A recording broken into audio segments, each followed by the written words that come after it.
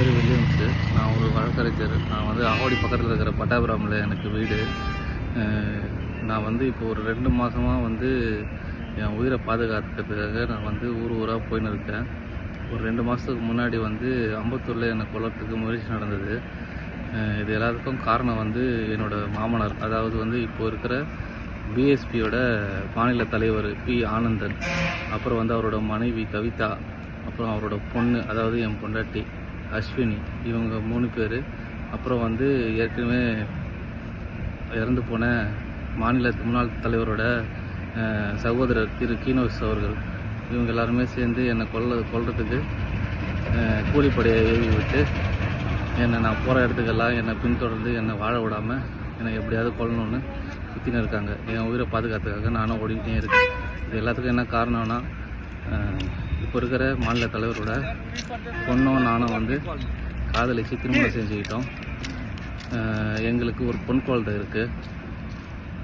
அந்த குழந்தைய பிறந்ததுலேருந்தே எனக்கு கடலையும் காட்டல.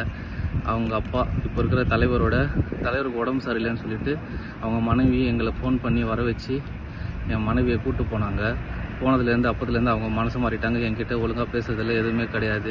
அப்போதுலேருந்து எனக்கு பிரச்சனை ஆரம்பிச்சிது. என்னை எப்படியாவது கொல்றதுக்கு எவ்வளோ முயற்சி பண்ணாங்க. அதுக்கப்புறம் நடந்தப்போலாம் நான் வந்து புகார் கொடுத்துருக்கேன். இது சம்மந்தமாக 3 வாட்டி 3 இடத்துல, திருமலவாயிலில், பட்டாபிராமில், செவ்வாப்பேட்டில், எல்லா இடத்துலையும் நான் புகார் கொடுத்து அவர் இனிமேல் பிரச்சனைக்கு வரமாட்டேன்னு சொன்னாங்க. ஆனாலும் என்னை வந்து அவங்க நிம்மதியாக வாழ விடலை. தொழில் ரீதியாகவும் எல்லா வகையிலையும் எனக்கு எல்லா பிரச்சனைகளும் கொடுத்தாங்க. எல்லாத்தையும் தாங்கிட்டு நானும் எவ்வளோ கஷ்டப்பட்டு குடும்பம் சரியாயிடும்ட்டு எவ்வளோ ட்ரை பண்ணேன். ஆனால் இப்போ என்னை எப்படியாவது கொன்னே ஆகணும்னு சொல்லிட்டு கூலிப்படையை ஏவி விட்டுருக்காங்க. இந்த விஷயம் எனக்கு தெரிஞ்சு நான் அங்கேருந்து தப்பிச்சு வந்துட்டேன். இப்போ எனக்கு என்ன பண்ணுறதுன்னு தெரியல. தமிழ்நாடு அரசும் தமிழ்நாடு காவல்துறையும் தான் எனக்கு பாதுகாப்பு கொடுக்கணும்.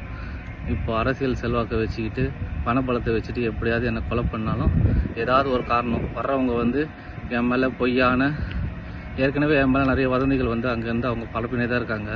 அது வச்சுக்கிட்டு என் மேலே பொய்யான ஒரு புகார், பொய்யா வந்து சாவடிக்கிறவங்க பொய்யா ஏதாவது ஒரு காரணம் சொல்லி நாங்கள் பார்த்துக்கிறேன்னு அவங்க சொன்ன மாதிரியே எனக்கு கேள்விப்பட்டேன்.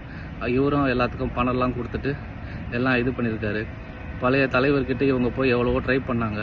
ஆனால் அவர் விசாரித்து என் மேலே என்ன தப்பும் இல்லை, நான் நடந்த உண்மையெல்லாம் சொன்னேன். அவர் எனக்கு சப்போர்ட் பண்ணார். இவங்களுக்கு அதுவும் ஒரு கால் பிடிச்சி அவர் மேலே, அவருக்கு ஆகலை. சரி, இப்போ அவர் இறந்த உடனே அவரோட சகோதரர்கிட்ட சொல்லி பொய்யான தகவல் அவர்கிட்ட சொல்லி என்னை எப்படியாவது சாவடிக்க எவ்வளோ முயற்சி பண்ணுறாங்க. தமிழ்நாடு அரசு தான் என்னை காப்பாற்றணும். அவங்களுக்கு தகுந்த தண்டனை வாங்கி கொடுக்கணும். எனக்கு ஏதாவது ஆயிடுச்சுன்னா அதுக்கு முழு காரணம் இவங்க தான், வேறு யாரும் கிடையாது. எனக்கு எந்த பகையும் கிடையாது, எந்த பிரச்சனையும் கிடையாது. வேறு யாரும் என் மேலே எந்த பகையும் கிடையாது. எனக்கு இருக்கிற ஒரே பிரச்சனை இதுதான். எனக்கு எது நடந்தாலும் இவங்க தான் காரணம்.